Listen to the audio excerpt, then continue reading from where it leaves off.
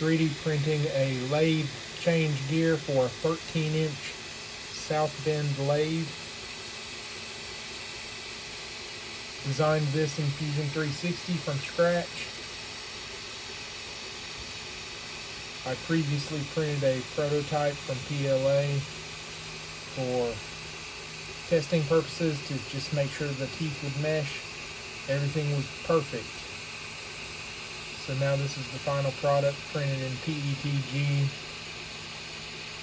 20-hour print. It's probably into the print about 4 hours, 5 hours, somewhere in there. Just thought I'd show it off. If anybody needs a gear for their lathe because it has a broken tooth or something, let me know.